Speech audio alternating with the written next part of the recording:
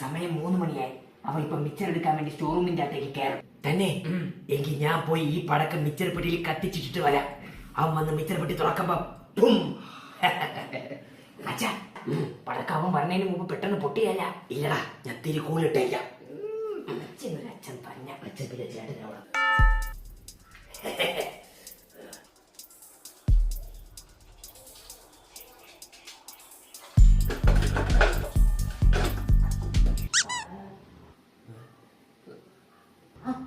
അച്ഛാവ store റൂമിൽ കയറാൻ പോണം.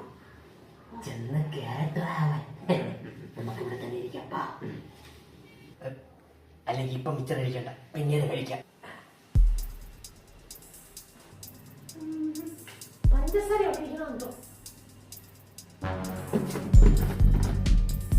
ഇതായി പഞ്ചസാര സമൂസ കൊണ്ട് വെച്ചേക്കണം.